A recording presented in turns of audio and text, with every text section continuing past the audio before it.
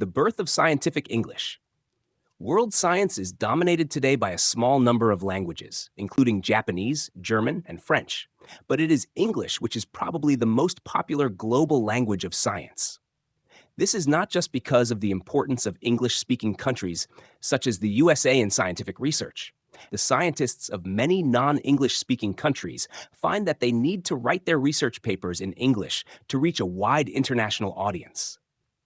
Given the prominence of scientific English today, it may seem surprising that no one really knew how to write science in English before the 17th century. Before that, Latin was regarded as the lingua franca for European intellectuals. The European Renaissance, c. 14th to 16th century, is sometimes called the revival of learning, a time of renewed interest in the lost knowledge of classical times. At the same time, however, scholars also began to test and extend this knowledge. The emergent nation-states of Europe developed competitive interests in world exploration and the development of trade.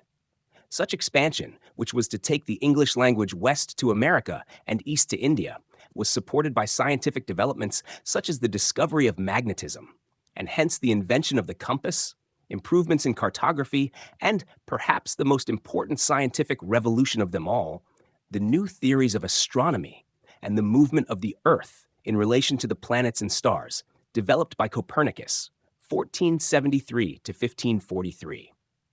England was one of the first countries where scientists adopted and publicized Copernican ideas with enthusiasm.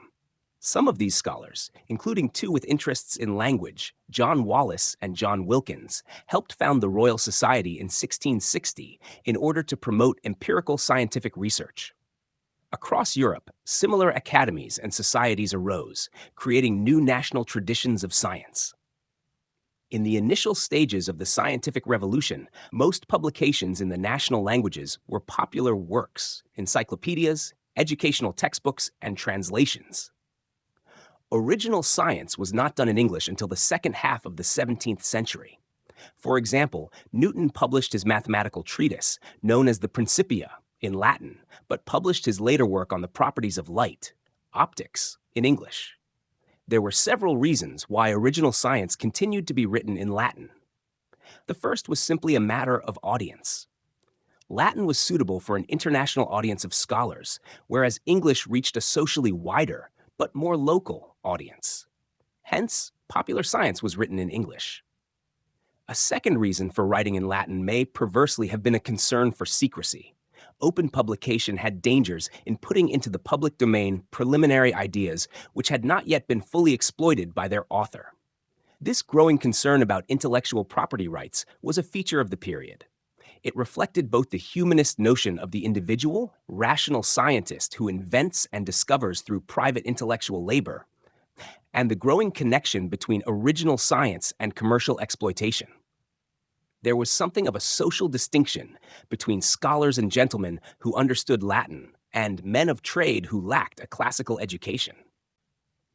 And in the mid-17th century, it was common practice for mathematicians to keep their discoveries and proofs secret by writing them in cipher, in obscure languages, or in private messages deposited in a sealed box with the Royal Society. Some scientists might have felt more comfortable with Latin precisely because its audience, though international, was socially restricted. Doctors clung the most keenly to Latin as an insider language. A third reason why the writing of original science in English was delayed may have been to do with the linguistic inadequacy of English in the early modern period.